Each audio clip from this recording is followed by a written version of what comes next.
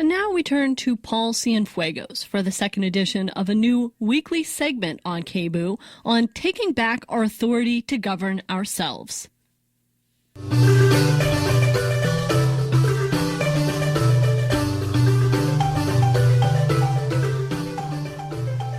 Greetings. You're listening to the new weekly commentary by yours truly, Paul Cienfuegos.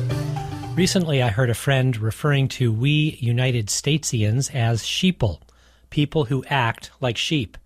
I immediately laughed out loud as it seemed like such a good wordplay, but also I cringed since it really is an accurate description of most of us in this country. Please don't take offense when I make the claim that virtually all of our activism in this country can be placed in the category of begging and pleading and demanding. My inbox, and most likely yours as well, is filled with online petitions urging us to respond to the latest crisis by adding our signature to send to some distant, quote, decision maker, unquote, to try to convince them to stop the oil and coal trains, or to stop the foreclosures of local homeowners, or to stop the Trans-Pacific Partnership, or to stop the latest Clearcut, or the latest Walmart, or the latest cell phone tower, or, you get my point, right? We beg, we plead, we demand, we lobby, we march. It's all we know. It's what we've all been taught to do. The tragic reality is that every one of these tactics comes from a place of learned powerlessness, of being outside of where the decisions are actually being made.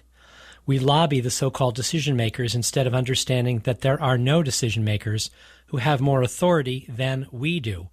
We are, after all, we the people, but very few of us have any memory or understanding of what that means anymore in relation to our actual day-to-day lives. We've been so heavily propagandized by our so-called leaders right from the beginning of our country, like James Madison, who was the main guy who wrote our second Constitution, the one most of us refer to as the Constitution. James Madison worked hard to make sure that we ended up with a society where authentic democracy could not function. He believed that the primary goal of government is, quote, to protect the minority of the opulent against the majority, unquote. As his colleague John Jay was fond of saying, the people who own the country ought to govern it. And boy, oh boy, were they successful at achieving this goal. Pretty much ever since then, 99% of the human beings living here in the U.S. have been excluded from any meaningful participation in the decisions that affect all of us. For our first 100 years, 99% of us were locked out because we were not white, we were not men, or we were not property owners. In other words, we were not defined as actual persons with rights. But it's really the last 100 years that makes me so mad, because after women and African people fought and died to become legally recognized persons in this country, the 1% who were already in charge figured out something very, very clever in the late 1800s, that they could hide behind what is referred to as the corporate veil to shield their decision-making authority from any real interference by the other 99% of us. We started as a slave state, and in the late 1800s, we were transformed into a corporate state, which is what we've been ever since. So it's really no surprise that we the people mostly act like sheeple. In response to this nightmare we've all grown accustomed to, we act powerless. We've been trained well.